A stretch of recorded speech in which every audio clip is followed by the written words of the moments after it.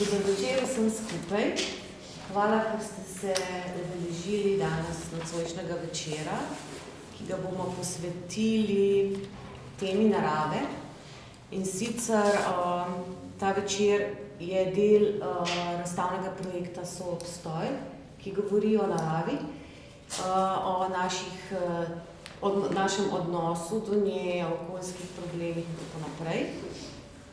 In seveda razstava ne bi živela in v današnjem času, lahko rečem, tudi sama umetniška dela ne bi sama za sebe živela tako, kot zaživijo, če komunicira z javnostjo. In dodatna vrednost je, da je taka razstava in tak projekt v bistvu izhodišče tudi za neke pogovorne, diskurzivne oblike pogovorov v naravi. Že sama umetniška dela in umetniki v bistvu na neki način danes rečemo razmišljajo o nečem, kar potem artikulirajo, izražajo skozi umetniška dela. Podobno razmišljajo in podobno jih zanimajo stvari in podobno raziskujejo, bi lahko rekli danes, kot znanstveniki iz različnih področij, od medicine do ekologije in tako naprej, biologije, fizike, kemije. Tako da danes bi se zato najprej bi lepo pozdravila naše sogovornike oziroma poznavalce oziroma strokovnjake z področja, ki je v bistvu zelo pomembno danes. In bi začela kar tukaj na moji levi strani. Lepo pozdravljam. Dober večer. Profesor dr. Alenko Malej, upokojeno morsko biologinjo. Delovali ste kot bili ste vodja morske biološke postaje Nacionalnega inštituta za biologijo med leti 1986 in 2009. Potem lepo pozdravljam profesor dr. Petra Trontlja, profesor evolucijske biologije na Biotehniški fakulteti Univerze v Ljubljani. Če bo kaj narobe, me prosim popravite.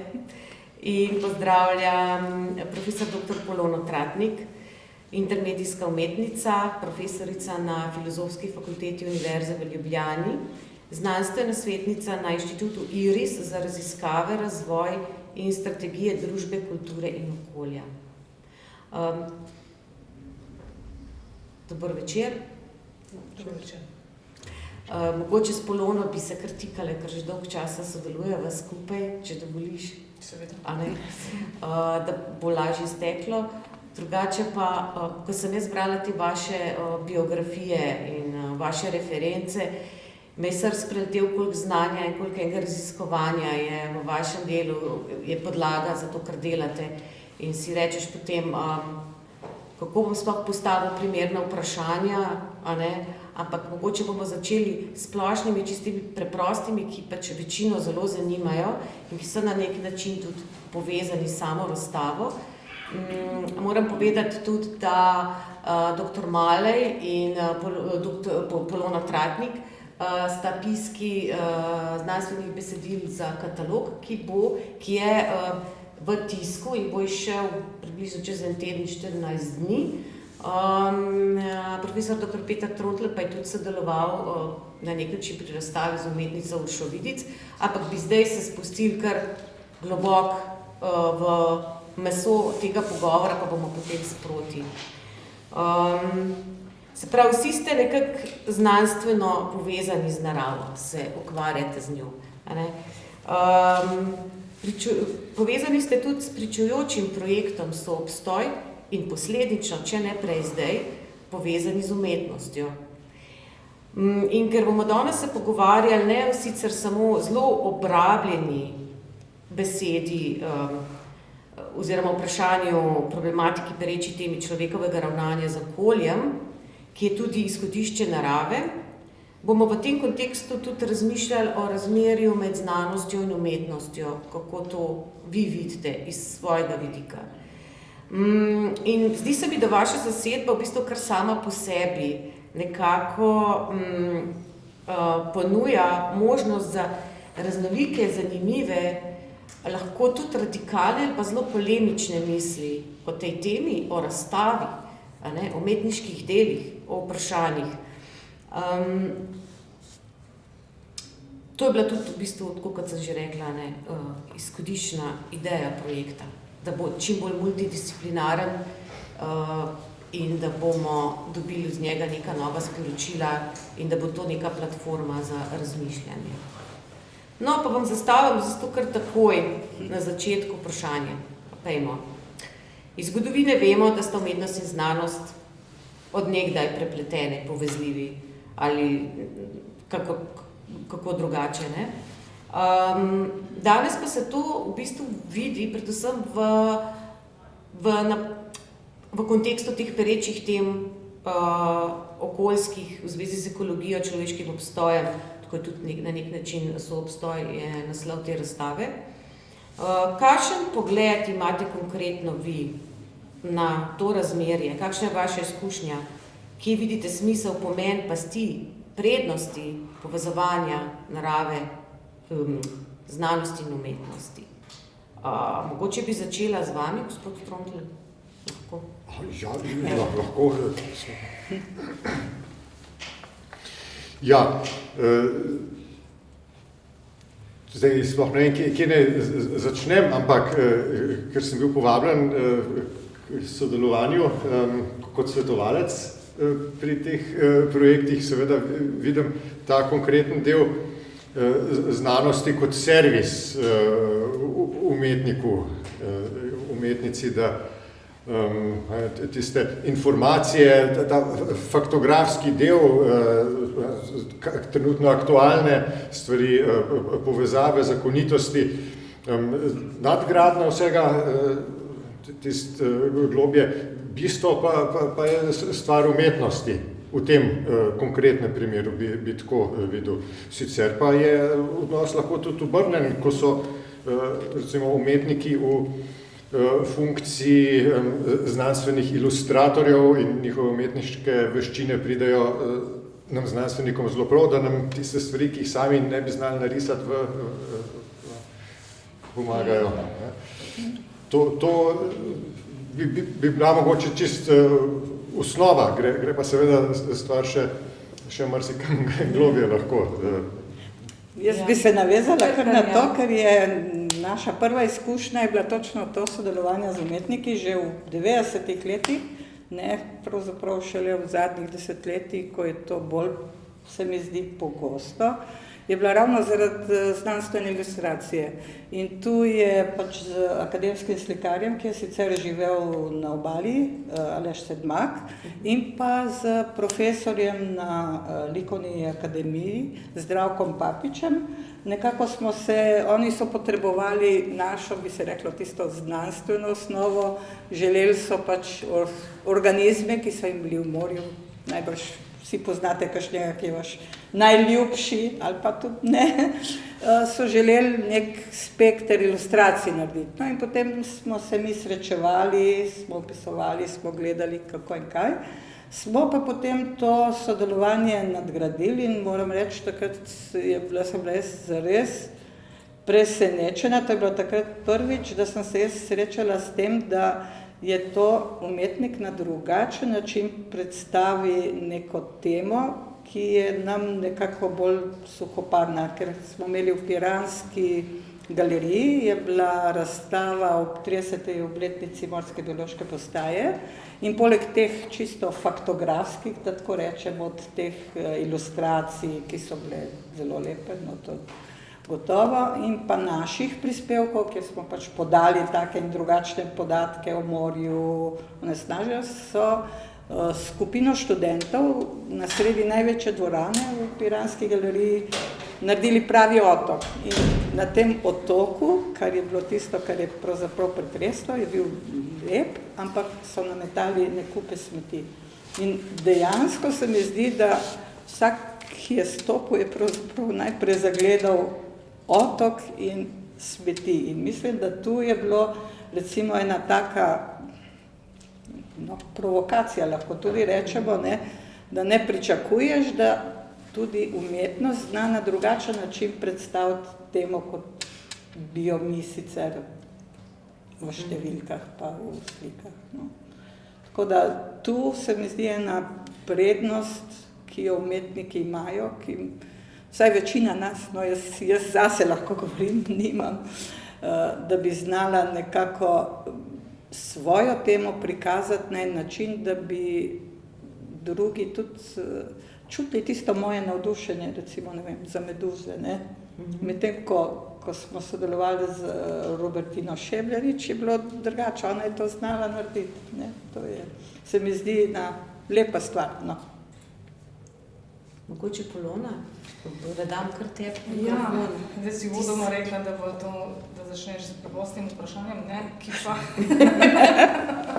ki pa ni Kompleksno lahko je, ne. odgovorljivo. Ne. Ja. Mogoče jaz bi rekla na tem mestu, praviš, od nekdaj sta povezani umetnost in znanost, ampak te povezave so pač različne, če gledamo skozi zgodovino, ne. Pri tem je treba tudi vedeti, da se je tudi znanost formirala na nek način, ne, kot neka formacija z nekimi pravili, protokoli, z nekim redom, načinom delovanja, ne, v bistvu kot neka družbena sfera, ki deluje relativno avtonomno, ne, se pravi z nekim svojim sistemom financiranja, neko infrastrukturo in tako naprej. In v bistvu se je z umetnostjo nekaj podobnega zgodilo, ne. Zdaj, ta zgodba umetnosti je pravzaprav lahko tudi, mislim, spet jo odpremo, govorimo o tem in tako naprej, ampak recimo umetnost se je recimo v teku modernosti se je precej prizadevala za to, da postane avtonomna v smislu, da je neodvisna od drugih disciplin, recimo zlasti od kakšnih naročnikov, a ne v bistvu služenja nekim takim interesom, recimo prikazovanja, reprezentiranja ali pa recimo v službi nekih političnih, lahko rečemo, motivov ali pa nekih struktur, a ne, moči. Tako da recimo v 18. stoletju se oblikujeta dve disciplini, ki se ukvarjata specifično z umetnostjo, ne. To je že nek dokaz, da se pojmuje umetnost kot neka svoja sfera, ne. To sta umetnostna zgodovina in pa estetika, torej kot znanstvena in pa ta zgodovinska perspektiva na umetnost, ne.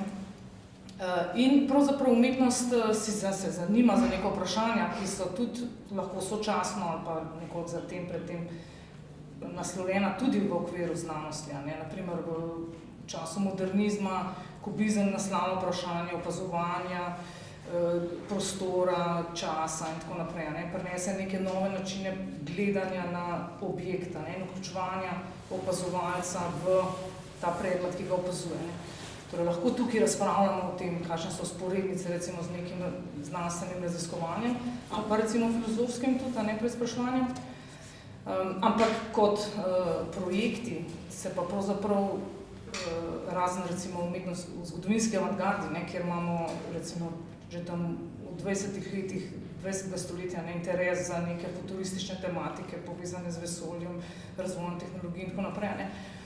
Pravzaprav čakamo do, res lahko rečemo, do tega preloma med modernostjo in postmodernostjo, da se začnejo te sfere, to se pravi tako sfera naravoslovne znanosti kot humanistika, kot tudi umetnost, odpirati na takšen način, da so mogoče te povezave na tak praktičen način, ne, to se pravi, da res začnejo sodelovati ljudje iz različnih področij in da potem dejansko pridemo tudi do takih projektov, ne, ko smo zdaj ravno kar poslušali, kako pravzaprav so tudi znanstveniki lahko fascinirani nad tem, da umetniki ni nujno, da so v službi, če tako se zdaj grdo izrazim, ne, nekih znanstvenih interesov, da so v vlogi ilustratorjev ali pa promotorjev, še slabše, recimo nekih znanstvenih idej in odkriti, ne, pač pa da lahko samostojno pravzaprav raziskujejo, naslavljajo neka vprašanja na umetniški način, obenem pa pravzaprav sodelujejo lahko znanstveniki, ne. Zdaj, te premiki, na primer, na področju teorije so bili nekako sistemati, ali pač se v nekako po obdobjih, lahko rečemo, naslavljali vprašanje tretje kulture, ne, se pravi recimo neke ločenosti humanistike pa znanosti, a ne, v razmisleku, kako bi se te dve področji recimo povezali, a ne.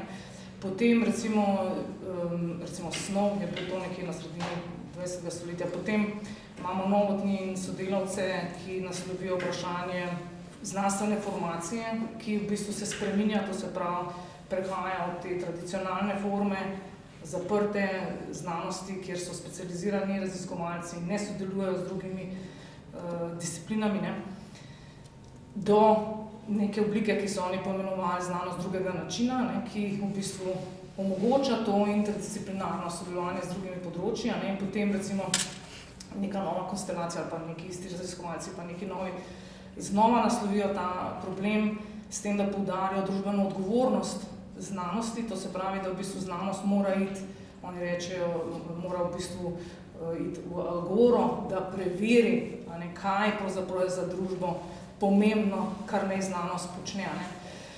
Če pogledamo pa na področju umetnosti, pač bi lahko tudi neko pač svojo recimo linijo potegnili, pa bi rekel, kako pravzaprav se umetniške usmeritve po koncu modernizma začnejo odpirati v smislu tega, da grejo v druge prostore, to se da delajo v nekih drugih prostorih, happeninge na javnih prostorih, grejo v druga okolja. Ne. Tako da pravzaprav se počasi nastavlja te možnosti, da umetnik naprimer potem končno stopi v laboratorij, da začne raziskovati, prav recimo aktivno začne brati recimo neke dosežke na področju znanosti in razmišljati o tem, kaj to pravzaprav pomeni, ne, tudi seveda v tej kombinaciji te družbene odgovornosti in tako naprej. Ne. Zdi se mi pa pomembno, da razumemo, da pač te prakse, ne, teh umetniških povezav, ki jih danes srečujemo, dejansko stremijo k temu, da se v bistvu vzpostavi nekaj enakovredna, če se tako izrazim, ne, povezovanja z znanostjo, ne, torej da se čim bolj preseže ta v bistvu, da rečem temu, ne, element služenja ene vede druge ali pa ne discipline drugi, ne, to se pravi, da čim bolj nekako, je pa to seveda vsakič odvisno od projekta, ne, od interesov in tako naprej, ne, kaj konkretno pomeni recimo v nekem posamičnem projektu to povezovanje. Te interdisciplinarne povezave v praksi so dejansko precej lahko zahtevne in zato tudi umetniki, ki tukaj delujejo ali pa delujemo, pravzaprav dlje časa razvijamo te prakse, ne. In tudi dlje časa pravzaprav sodelujemo, vstopamo v to drugo področje, tudi ne, gradimo pravzaprav ta odnos, sodelavci z področja znanosti se tudi, če tako rečem, pripravljajo, ne, mislim pač dlje časa rabijo tudi zato, da oni sami spoznajo te premike na področju umetnosti, ne, da so ta povezovanja lahko vse bolj učinkovita. Ne. Spet krog nekako sklenjena, ne? Če pogledamo, kako se je začela sodobna naravoslovna znanost z Da Vincijem ali pa Haeckel, recimo, to so bili umetniki, najmanj toliko, kot so bili znanstveniki, in zdaj vsak po svoji strani in zdaj pa spet umetniki vstopajo v laboratorije in se povezajo. Ker recimo v tem smislu se je tudi recimo prav govorilo o tem novo renesansa, ne, te sklice na renesanso so bili aktualni pri tem odpiranju v bistvu umetnosti za znanstvene raziskave. Ne. Je pa tudi res, da v času, ko recimo Da Vinci prakticiral, pač delal razne eksperimente na področju tehnike, raziskoval, ali pa, mislim, Da Vinci konkretno, ali pa v tem času je zanimivo razmišljati o tem, da pravzaprav te umetniki so verjeli, da morajo najprej raziskovati, to se pravi upravljati neko prakso, ki je bolj znanstvena kot umetniška, se pravi razumeti, kako delujejo, kakšni so zakoni, a ne, recimo v naravi, in potem šele lahko pravzaprav to predstavljajo v okviru umetnosti, ne, pri čemer so imeli pač to stremljenje, da mora umetnost dajati nekaj presežnega. Ja, ravno to, kar si ti zdaj omenila, ne, kaj prej pogoj, ne, oziroma tudi to, kar sta vidva govorila, kaj je servis čem, oziroma kaj je pomožna veda česa. A ne? To se tudi umetniki, oni imajo neko idejo in potem vidijo, da rabijo podstati neko teoretsko, nekaj, kar recimo, kot sta vidva sodelovala z Uršo Vidic, ne, da grejo naprej. A je to, kako vi to vidite zdaj, iz tega zornega kota ste povedali, da vidite, recimo, vi ste omenili, da ste vi kot servis Urši Vidic. Ne, Urša, mislim, da je pa bolj gledala, kako je njena znanstvena ilustracija včasih lahko v bistvu ne samo umetniško delo, ampak nek doprinos k sami znanosti. Ne. In recimo, kako danes gledate vi, recimo, če se usmerite na, da ste v svojem delovnem okolju, kako bi vi sprejeli nekoga, ki pride k vam danes, recimo, v laboratorij in reče, da bo z vami sodeloval. mogoče iz vaše izkušnje, oziroma kje danes lahko umetniki najbolj pridejo, vstopijo v ta okolja, Inštitut Jožef Štefan, recimo Morska biološka postaja. Kje so še te skriti ateljeji oziroma te skriti studiji, kjer nastajajo zdaj stvari? Če jaz lahko mislim, da ta odnos med znanstvenikom in umetnikom, da bi privedlo do nove kvalitete, sploh ni tako enostavna stvar. Mislim, da je tu, če res želimo, da je nekaj novega, da ni samo to, da jaz opravim svoj kos posla, ti opraviš pač svoj del, ne? Da prinese neko novo kvaliteto, da to potrebuje veliko časa. In današnji časi, veliko časa vloženega v različne take projekte, temu niso naklonjeni, se bojim. Zaradi tega, ker ne vem, kako večina znanstvenikov mene ne več, ker sem upokojena seveda, ampak večina znanstvenikov je pod to prešlo, lahko rečem, da mora čim več narediti, čim več objaviti in se tudi na tej osnovi gradi kariera. Medtem ko, recimo, ne vem, samo sodelovanje z umetniki, pa tu morda v zadnjem času se to malo spreminja, da pravzaprav tudi tisti, ki projekte naravoslovne financirajo, vidijo tu neko dodano vrednost. Ne vem, Se bojim, da še nismo tako daleč. Nismo, ne? Jaz si ne bom nobenih znanstvenih točk z tega dobiti, ne? Ne, to sigurno ne. Se pravi, z delom recimo zdaj, ko ste sodelovali z Uršo, tukaj ni točk. Ne v tem smislu. Znanstveno delo se na drugo sito postavlja, recimo, kot umetniško, bi rekel. Ne? Mislim, da ima umetnik tukaj več svobode in seveda ga tudi kritično pogleda javnost, umetniški kritiki, drugi umetniki, ampak lahko pri stvarih, tukaj gre za zelo konkretne stvari, gre za to, ali bomo ohranili naše okolje, naš planet. Tukaj lahko umetnik svoje občutke, kaj je narobe, izrazi, medtem ko v znanosti občutki nima kaj iskati. Ne? Kar se je recimo lepo pokazalo meni osebno, mi dojemamo lahko poplave, ki so bile zdaj ravno aktualne, kot veliko katastrofo, celo nekateri pravijo, da jih človek povzroča. Biolog, ekolog bo rekel, edina katastrofa, ki je ta, da toliko časa ni bilo nobenih poplav, da so reke regulirane, poplava je najbolj naraven proces možen. Ne? Normalna reka, Sava, preden je bila uničena z jezovi in regulirana in zajezena, je vsako leto poplavljala v pasu široko več kilometrov, Ljubljansko barje je bilo ena sama poplavna ravnica in tako naprej in tako naprej. Se pravi, ekološki pogled na to, kaj je narobe, pa znanstveni je včasih tudi drugačen od tega bolj tenkočutnega umetniškega, bi rekel.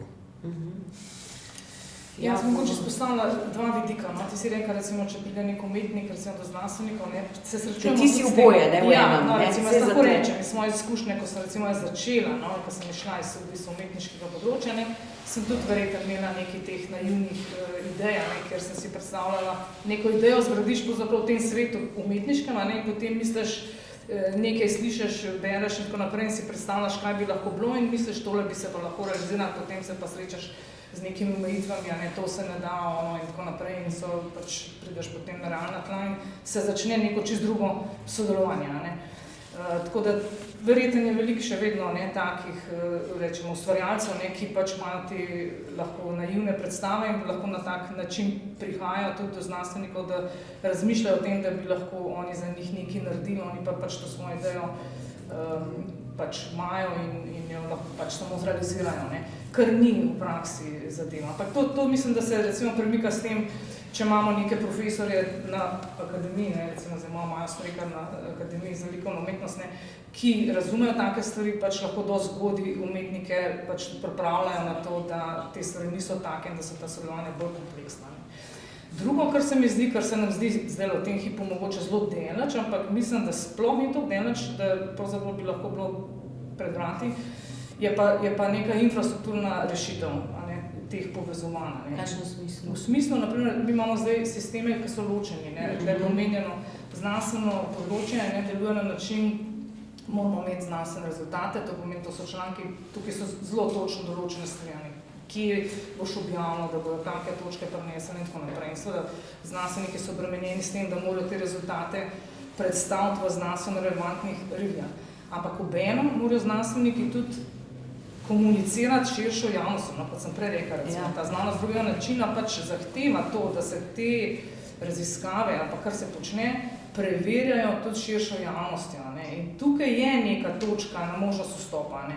Zdaj, ena možnost vstopa je recimo pri aplikativnih projektih, ki je v praksi lahko dost, se pravi, bi bila znova za razmisliti na kakšen način, ali je ta struktura pripravljena za to, da se tukaj umetnost vključuje, ali pa, naprimer, da se pač lahko čisto aktivno, ne, to bi bilo še toliko boljše, ne, da se čisto aktivno pač določi neko mesto nekega umetnika, ki lahko, ker te umetniki, ki zdaj delujejo na tem področju, dejansko raziskujejo dlje časa, kot je bilo to tradicionalno. En tak projekt ni primerljiv z eno sliko, ne, kvečem z eno serijo slik, ne, se pravi z neko kompleksno, pravzaprav, recimo, likovnim raziskovanjem, če mislimo, recimo, prejšnjih terminih. Sej, pardon, če te lahko prekinem, recimo, ne, to, kar si ti zdaj govorila, že sam, recimo, podnapis pri enem umetniškem delu je cel kolofon tukaj, ne, tukaj je cel tim in umetniki so dejansko se zavedajo pomena timskega dela in kdo vse zraven paše in vse zahvale in tudi vse to prostočasno delo, ki ga znanstveniki ponudijo za to, da sodelujejo pri nečem, ne. In te podnapisi so vse, mislim, tam noti je v bistvu besedilo skrito, a ne. In tukaj se vidi že, da je ful razlika. Ja, mislim, da mogoče malo manjka tega, da zdaj tako rečem, pritiska, ne, na v bistvu te politične strukture, da bi razumele, da lahko v nekih razpisih tudi dajo konkretne pozive v smeri, da se vključuje umetnike na tak praktičen način v raziskovanje. Se pravi znanstveni pozivi. Ja, recimo znanstveni. Mi, na primer, zdaj delamo v enem takem projektu, ne, ki ima pač poudarek na tem, da obstaja nek stik z družbo in ta stik se realizira potem preko razstav, pa ne zdaj samo razstave. Tudi znanstveniki so recimo na področju humanistike, to je praksa, ne, da recimo ti predvidiš neko razstavo ali pa izdelavo nekega filma, ampak doslej je to v smislu predstavitve teh znanstvenih rezultatov. Ne. To ni tako težko nadgraditi v smeri, da se reče, ta aspekt bo pa umetnik raziskoval in se bojo te raziskave umetniške pravzaprav lahko potem tudi skomunicirale med disciplinami, ne? Ker dejansko je tudi informativno za znanstvenike to, kakšen pogled umetnik prinese. No, ampak to se že pravzaprav dogaja tudi pri naravoslovnih projektih, recimo evropski projekti, kar nekaj jih je, ki ima posebej, da tako rečem, namenjen finančni delež tudi za to sodelovanje naravoslovcev z umetniki oziroma za to vsebino, ki naj jo na mal drugačen način, kot delamo to mi, seveda po teh, tako rečem, prav rigoroznih pravilih, ne, kar mora biti, pravzaprav vsak naravoslovec se zaveda, da njegovi rezultati so samo, ali njeni, ja, so samo toliko dobri, kot so lahko preverljivi, ne. Medtem ko v umetnosti tega ni, ravno obratno bi jaz celo rekla, ne. Tam je nekaj novega, pravzaprav popolnoma drugače prikazano, kot pa pri nas, ne.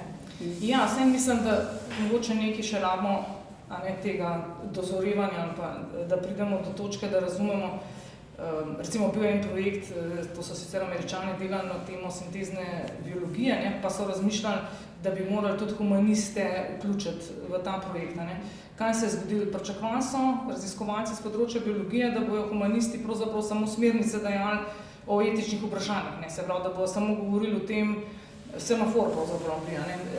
Ja, lahko umetnik kot semafor. Ne, humanisti. Humanisti oziroma, ja. Ampak nekaj podobnega recimo je lahko tudi v smislu teh struktur, ne, ko ste omenili, da seveda je tudi Evropska komisija ima kakšne razpise v tej smeri, ne.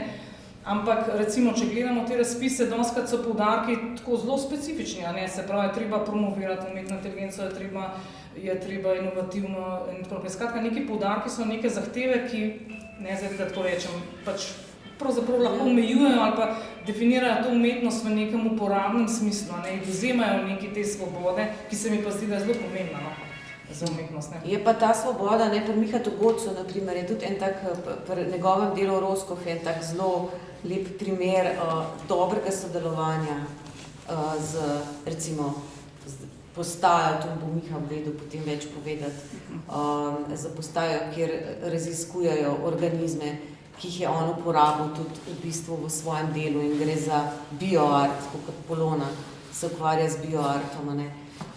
In zdaj, ko prihajamo ravno do bioart, pa uporaba živali, ali pa človeških tkiv človeka, pač ne, v znanstvene namene ali pa v umetniške namene ali pa v nekaj, kar bi recimo lahko odgovorilo na neka vprašanja, ki nas vznemirjajo že od nekdaj, ne. V koncu fazi, jaz sem imela eno vprašanje začetno za vas, ampak smo že odplavali, ne, ta vznemirljivost te narave, verjetno, ki vas je verjetno pritegnila ravno to, ker ni odgovorov ali so odgovori, oziroma ker imate možnost to raziskovati, a ne. Ampak ko smo že ravno pri živalih in to razmerje človek-žival, a ne, ali pa človek-rastlina, ali pa žival, ne, recimo o tem razmišlja, veliko o tem razmerju Maja Smrekar, ne, potem imamo Mihata Godca.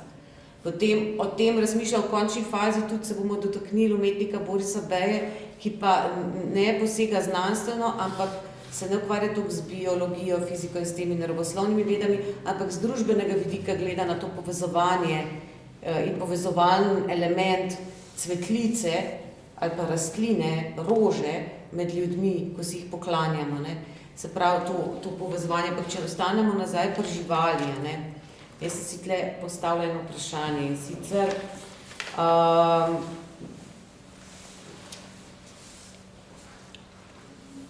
to je na nek način, ko se raziskuje recimo Roskova, to je črv, ki je sposoben delati fotosintezo.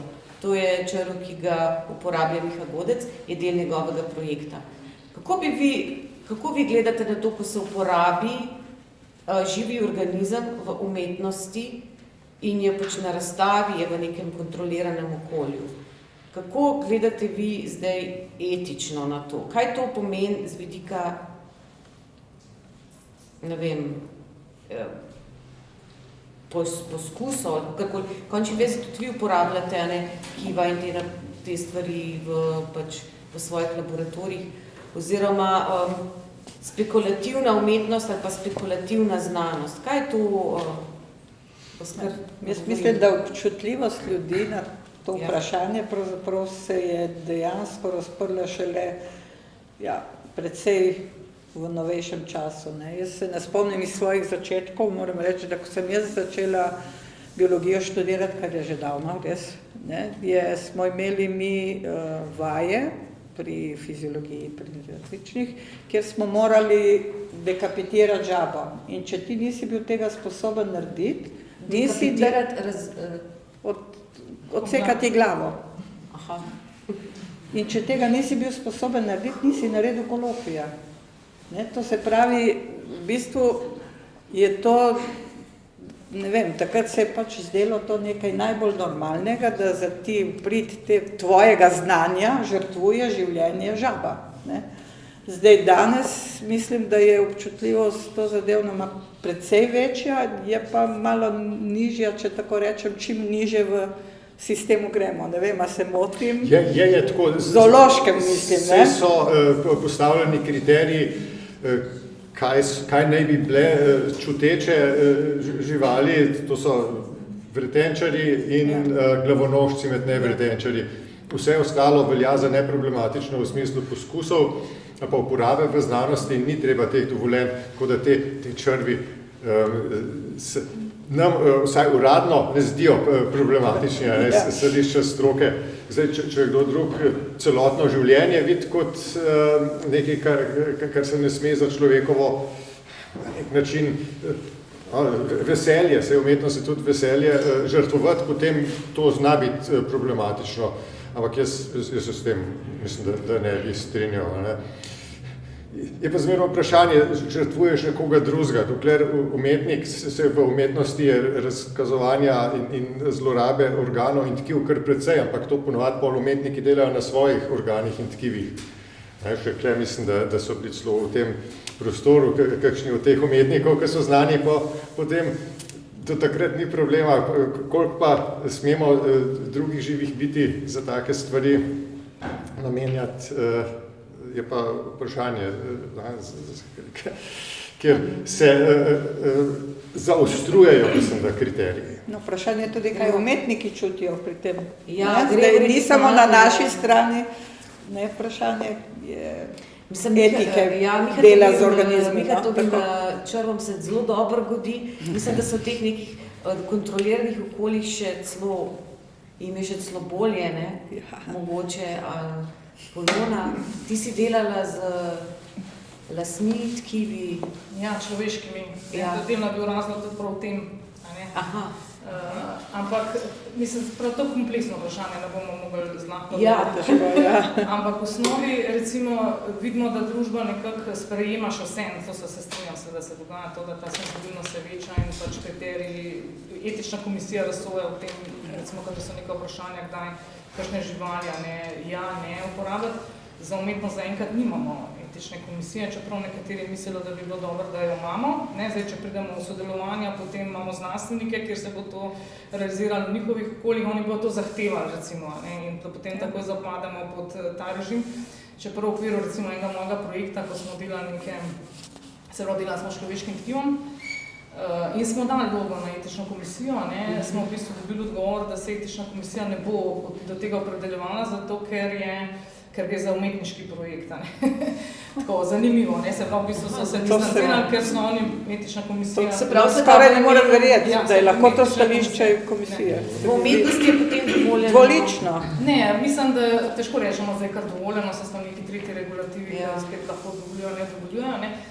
Zdaj, jaz lahko rečem, da umetniki, verjetno večina umetnikov, če že ne vsi, ki jih jaz poznam, sodelujem ali pa ne, pač nekje smo po kolegi, imajo pravzaprav zelo senzibilen odnos do drugih biti, rečemo živali in tako naprej. In tudi to, kar delajo, v bistvu delajo z neko veliko senzitivnostjo. Mogoče prav še celo, recimo to izpostavljajo, recimo za razliko mogoče od znanstvenikov.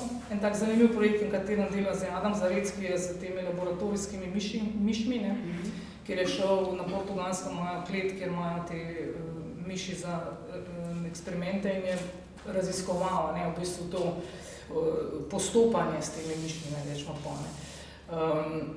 In je v bistvu ugotovil, kakšen pravzaprav zelo čuteč odnos imajo znanstveniki do teh miši, čeprav jih potem recimo na koncu žrtvujejo, ko so eksperimenti opravljeni. Jaz recimo, ko sem prej rekla, da ta sodelovanja pač traja nekaj časa, da razvijaš neko tako, ko naj temu rečem, kompleksno nek način, kjer raziskovalci delajo na svojih interesih in umetnik dela na tistem, kar ga zanima.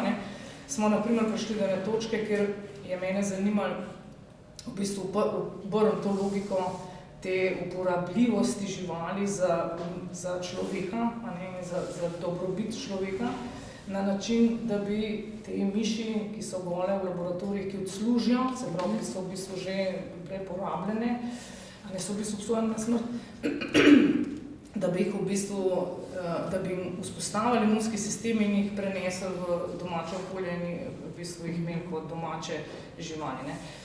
Zdaj, za ta namen smo hoteli, potem bi morali, pa bi delali eksperimente z matičnimi celicami, ampak za to, da bi to lahko dosegali, bi žrtvovali kar neki mišine. Se pravi, pravzaprav ta imeniten cilj, če zdaj tako rečemo, bi v bistvu na poti imel kar precej žrtv in smo recimo zato se odločili, da tega ne bomo počeli.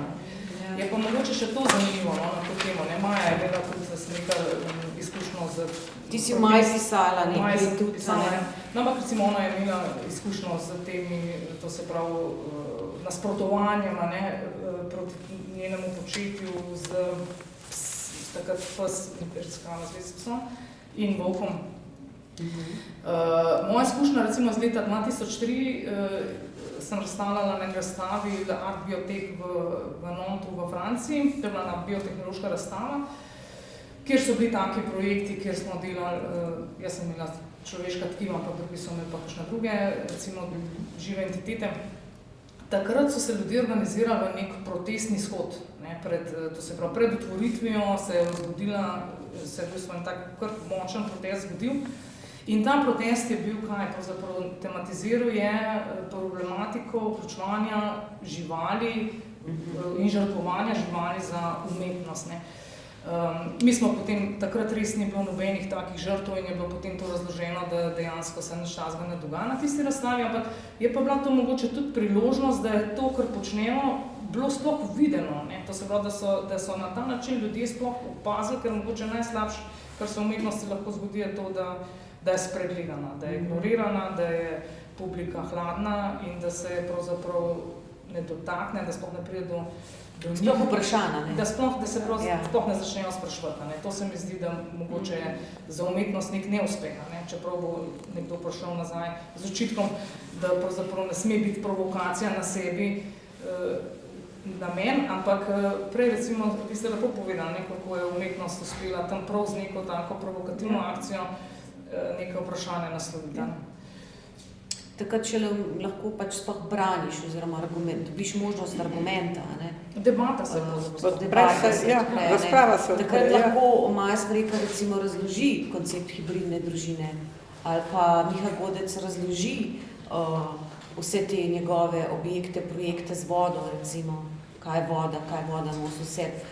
Recimo njegovo razglabljanje o tem je zanimivo, voda nosi informacije vsega od nekdaj, ne? Ker pač vedno kroži in je v bistvu ena taka zgodovinska snov, ne, v končni fazi. Te pravni in etični sistemi ponavadi izhajajo iz vprašanja manjšega zla. Ne? Včasih ne gre drugače, je treba žival žrtvovati, zato da se prepreči še večje trpljenje, še več biti. Mislim, da v umetnosti je ravno tako, če lahko umetnik s trpljenjem, ali pa, trpljenje je mogoče huda beseda, ampak s tem, da vzame absolutno svobodo eni živali, enemu živemu bitju za nekaj časa upozori na veliko hujše kršitve, ki se dogajajo s svobodo mnogo večjega števila živih bitij in s tem doseže neki prebojenje v družbi, je to upravičeno, tako bi jaz rekel. Ker to so prav isti principi, kot v pravu velja. Manjše zlo, to je princip tega. Mislim, da se tako približno reče.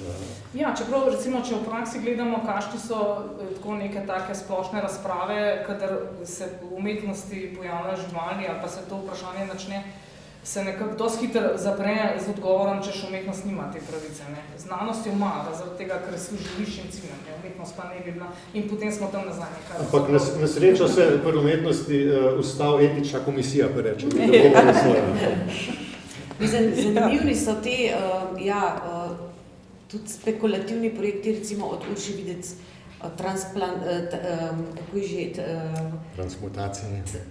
transmutacija, ne, kjer ona v bistvu vidi, sta razvila neke pač skupaj sta razmišljala o nekih bodočih organizmih, ki bi bili samooskrbni, ne, in v bistvu ta postavitev je narejena tako kot ena taka kapsula oziroma kot taka muzejski prostor v prihodnosti, ki obravnava nekaj preteklega, kar je izumrlo, se pravi, so neki fosili prihodnjih bitij, ne.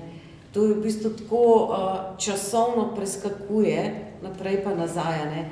In ta spekulacija, a mislite, da lahko recimo neka špekulacija strani umetnika nagovori znanstvenika, da gre v eno stvar raziskovati in razmišljati naprej, o kateri prej ni razmišljal? Zelo verjetno da. Tukaj jaz nimam dvoma, ker pač v raziskavah se porodijo vprašanja sproti.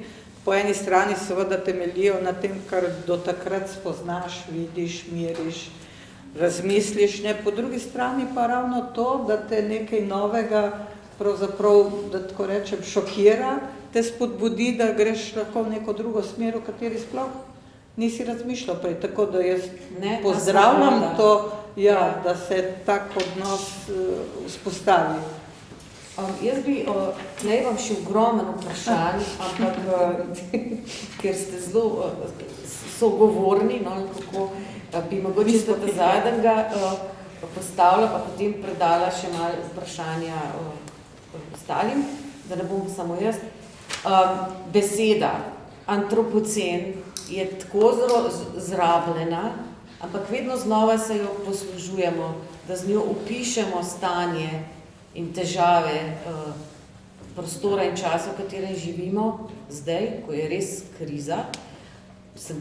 Krize so bile že prej, pa so bile izumrtja, pa tako naprej.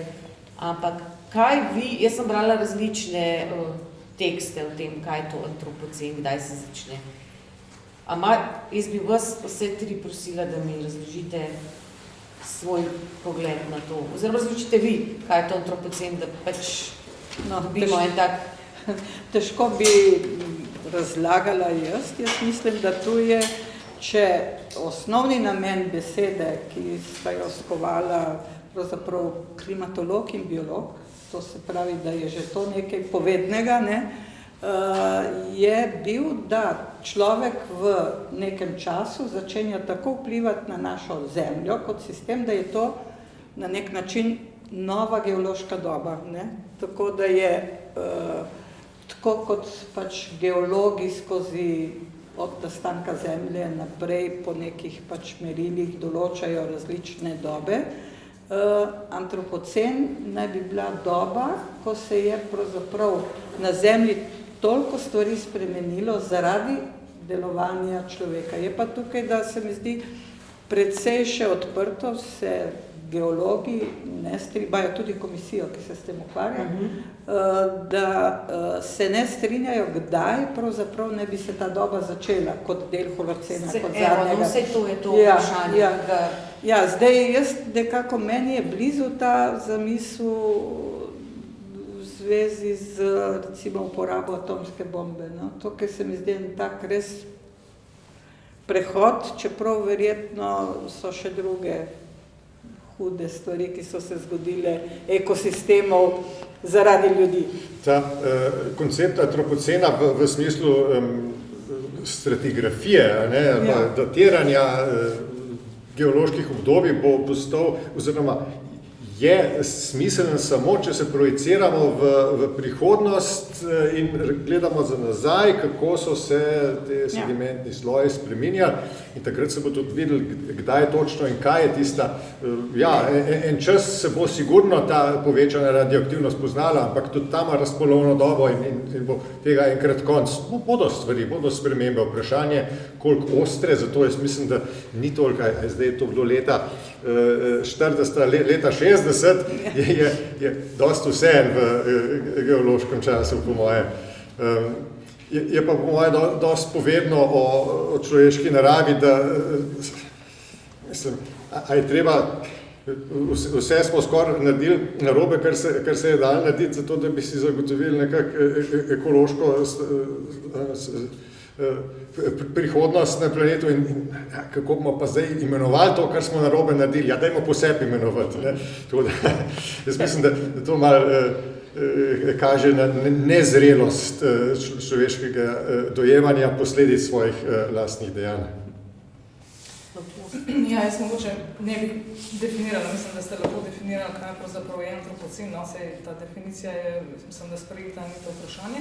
Zdaj drugo, kdaj je ta začetek, pa je to bistveno vprašanje, jaz bi ga mogoče povezala z nečim drugim, Ena stvar, na primer, je industrijska revolucija, se pravi, kako industrija začne res na veliko pravzaprav posegati okolje in spreminjati. Ampak dejansko smo mi spreminjali svet že precej prej, oziroma ljudje.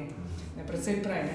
Tako da to bi bilo mogoče prej zapovezati s to človeško ambicijo, da poseže v svet in ga spremeni. Se pravi, da pravzaprav ima to, in tukaj smo živeli večji del zgodovine, ali pa če tako rečemo, od konca mitske zavesti, na tej poziciji, da človek pravzaprav je neke vrste gospodar sveta, ki si lahko privošči to poseganje v svet in spreminjanje v svoj prid. Tako da v tem smislu pa mislim, da smo zdaj v nekem obdobju, ko začnemo drugače razmišljati, ne? Da pravzaprav se težko mi postavljamo na mesto nekega gospodarja, ker je vse nam podrejeno, ker dejansko z vsako spremembo, ki jo naredimo, spremenimo tudi vse pogoje, ki vplivajo na to, kako mi živimo v končni fazi, no, da smo se začeli tega zavedati in zato pravzaprav smo začeli večjo pozornost temu namenjati, ne, kako živijo druga bitja, kaj se dogaja z okoljem, kakšne posledice ima eno dejanje in tako naprej. Ne. Tako da v tem smislu bi se rekel, da smo prišli v neko tako obdobje, ko lahko začnemo bolj zrelo, bolj odgovorno razmišljati o tem, da pravzaprav ni naše poslanstvo v tem, da samo posegamo v svet in ga spreminjamo, ne, ampak da pravzaprav na nek način z njim soobstajamo. Soobstajamo. Ta beseda soobstoja od tega pač znanega filozofa Timothyja Mortona, ki ima to knjigo Dark Ecology, kjer govori o soobstoju, lahko bi to besedo prevedli kot sobivanje. In v bistvu mi smo se tudi z umetniki veliko pogovarjali, pa tudi mi med sabo, ko smo se glede besedili in tako. Prvič je ta beseda zelo pogosta, coexistence, skozi. Ogromno teh projektov o naravi, ne? In mi smo si rekli v Mestni galeriji, zakaj ne bi še enega naredili. Ker očitno, če umetniki tako ustvarjajo, če znanost dela na tem področju, če je toliko vprašanj, dokler bo to, je po našem mnenju to zelo pomembno in bistveno in smiselno početi. In tudi ta naš pogovor tukaj je v bistvu en člen vsem in se nam zdi smiselno to delati. In v končni fazi vi ste dali na fina izhodišča, ki so lahko dobre izhodišča za nekaj vprašanj, ki bi jih pa zdaj mogoče prepustila namesto sebe vam. Mogoče par sekund, da premislite, kaj boste vprašali. Če ne, lahko pa jaz nadaljujem. Imamo pa tukaj danes v publiki vse 4 umetnike. Maja Smrekar, Urša Vidic, Boris Beja, Miha Godec. Tako da, mogoče imate vi kakšno vprašanje, ali pa ste obiskovalci, pa vi mogoče za umetnike kakšno vprašanje, ker je največ, ko se začne debata. Ne? Sigurno. Kar? Moje ime je Tatjana. Jaz sem se danes odeležila radiovščine, zato kar je zanimivo, oziroma aktualno, če da ne bolj aktualno. Začela bi s tem, da bi povedala, da sem še v osnovno šolo hodila, kar nekaj let nazaj. Sem prebrala, da so takratne svetovne avtoritete z področja naravoslovja napisali eno pismo, ki so ga poslali potem ti znanstveniki predsednikom najuglednejših držav, pa najmočnejših držav, kjer so zabrali toliko in toliko let že opozarjali na to, kaj se zna zgoditi, če se bo človek do narave odnašal, kot je takrat zgledano. In to se je zgodilo. Seveda politiki na to niso odreagirali, še manj pa tisti, ki so imeli kapital. To je ena stvar. Druga stvar, bi pa povedala eno mojo izkušnjo, ki se mi je odtrnila v spomin in se da bom spomnila do konca. Namreč, skoraj 20 let nazaj smo na Ljubljanskem gradu pripravili skupaj z eno asociacijo eno mednarodno razstavo mladih umetnikov. Razstava je bila nekako usmerjena na ekologijo oziroma te probleme, ki so se bili že vidni. Tam so bili, ne vem, mladi iz cele Evrope, celo Japonske, tisti Japonci so za nimi detektorji letali tam po gradu, pa se neki zvoki so bili in tako naprej. Skratka, izredno zanimiva reč. No in med tega umetnika je bil tudi en mlad nemški umetnik.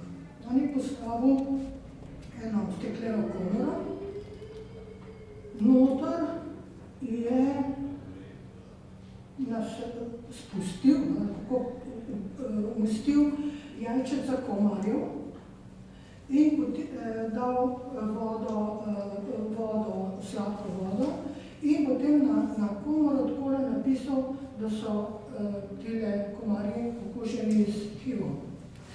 Virusom HIV. In to smo mi takole vsi tako smo daleč okrog hodili. In potem je ena nedelja tuja obiskovalka sporočila varnostniku, da se je ta komora razbila in da so se tisti komarji odleteli. Panika, panika. Mi smo grad zaprli, policija je prišla, novinarji so prišli, v tem se je blazno pisalo, skratka, v tujini so pisali o tej zadevščini. No in potem, tudi jaz moram reči, čisto kaj pa zdaj, ne. No, nakar smo se pa pogovarjali s tem umetnikom, ki je pa že odšel. Ampak smo ga dobili in je rekel, v čem je bil štos te zadeve. On je opazil, da se v Nemčiji med mladimi sploh več kaj dosti o HIV-u ne govori. In kar dosti nič ne vejo, kaj to HIV je in kakšne posledice in zakaj za tega ljudi. In je imel potem idejo, ker je bil povabljen na to razstavo, da to pravzaprav pove javnosti, o čem pravzaprav teče beseda. On je na poti v Slovenijo, v enem kozarcu od Kumarc, tam v eni vodi, kjer so bili komarji, to vodo zajel. In s to vodo prišel v Slovenijo, postavil to komoro, dal ta jajčica komarjev noter in to napisal. Štos je to v tem, da pravzaprav ti komarji, ki se okužijo s virusom,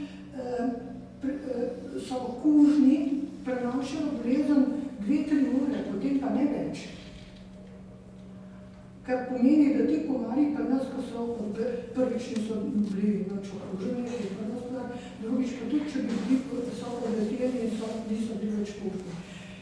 Reakcija na to zadevščino je bila res, mislim, mi nismo imeli nikoli toliko nekih novinarjev in se ga tam kot takrat nagradi. In to se mi zdi tisto, kar lahko umetniki s svojo tankočutnostjo, s svojim razmišljanjem, s svojim opažanjem doprinesejo znanosti, da ljudi osvestijo, da ljudi spomnijo, da ljudem razložijo, ker potem je bilo seveda vse napisano, kako komarji, pa kako HIV, pa kako. Potem se je zelo veliko razpisalo, tudi strokovnega iz tega področja. In to je recimo en tak pristop, da ko lahko nekdo ali pa skupina ljudi opozori na neke probleme, ki jih znanstveniki napovejo in povejo, ampak jih potem umetnik v svojem jeziku, s svojim jezikom potem ljudem razloži na en drugačen način. Osnova je strokovna, osnova je znanstvena, vendar interpretacija ljudem razlaga je pa potem nekoliko mekejša, kako ne rečem, in ljudem bolj pristopna. Ja, hvala lepa. No, a imate kakšno komentar na ta projekt oziroma na to? Ja, mogoče to je tak primer, ki sem prej rekla, recimo, da pač umetnost lahko na nek način zelo intenzivno intervenira v javni prostor in odpre neko razpravo, ki potem preseže tiste ozek okvira. Znanost tega recimo ne sme. Če bi znanstvenik na flaško narobe napisal, kaj je noter, bi službo zgubil za tako stvar. Umetnik si pa lahko... Ne, to so iste okviri. Ampak mislim, zdaj težko je tako nekako splošno postavljati, ampak ker ta projekt je takrat res umetnost naredil vidno, festival Break je to bil, populariziral in tako naprej. Čeprav inicialno preko neke take negativne pravzaprav propagande, ki se potem mogoče je skazala, zdaj, da ni bilo ti strokovni so utemeljeni, ampak razprava pa je stekla, se je odprla in v tem smislu je bil lahko rečeno uspešen ta projekt. No, mene zanima pravzaprav, kako umetniki razmišljajo, ali res s sodelovanjem znanstveniki lahko dosežemo večjo občutljivost v družbi za določene probleme.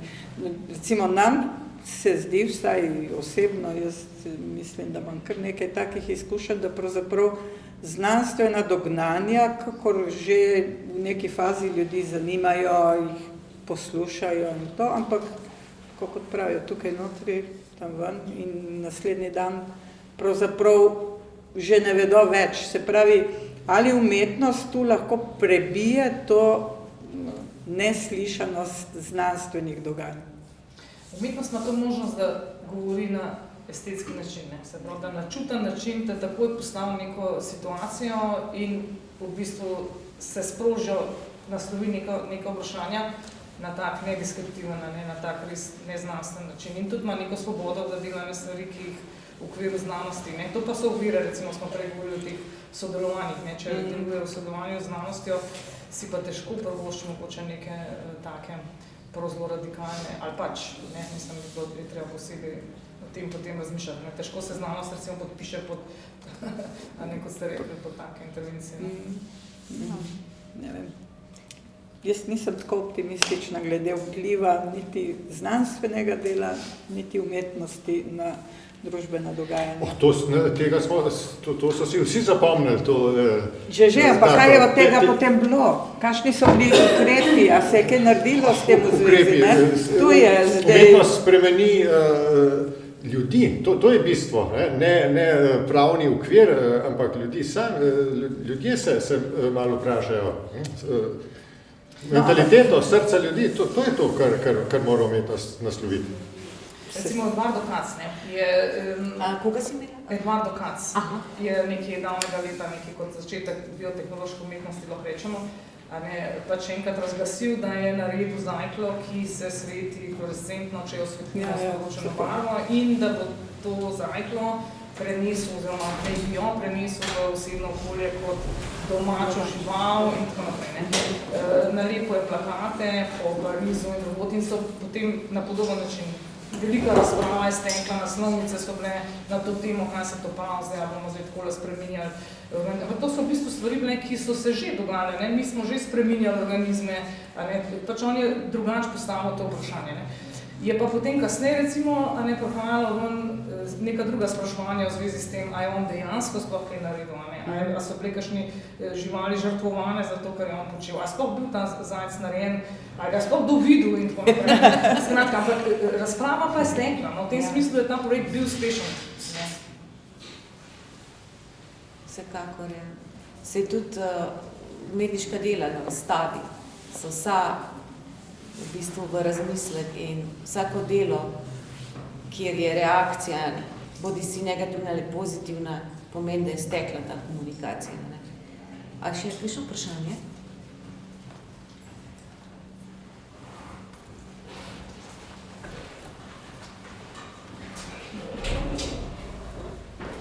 Potem pa... Jaz bi mogla to se malo prej reči.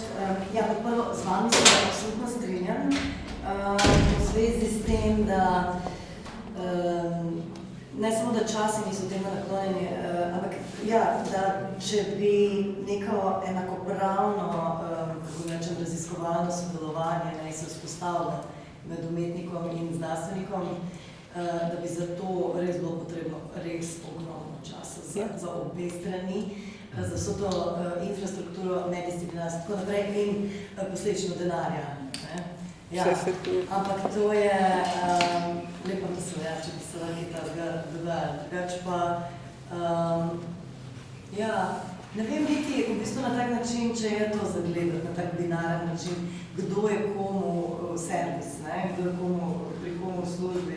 Se mi zdi, da se te vloge najverjetneje menjujejo, ful je odvisno od konteksta, kako pogledaš na ta odnos. Zelo se menjujejo. Recimo, jaz sem se tudi nekaj časa s tem ukvarjala, kaj to pomeni, pa moramo biti enakopravni in tako naprej. Pa sem videla, v enih stvarih smo, v enih pa nismo. Recimo, jaz tudi nikoli nisem bila kaj posebej nadarjena za naravoslovje in ravno zaradi tega sem se začela ukvarjati z naravoslovjem, kar pomeni, da v bistvu in se zelo bojim v bistvu tega diskurza, ker je tako počasi ga razumem.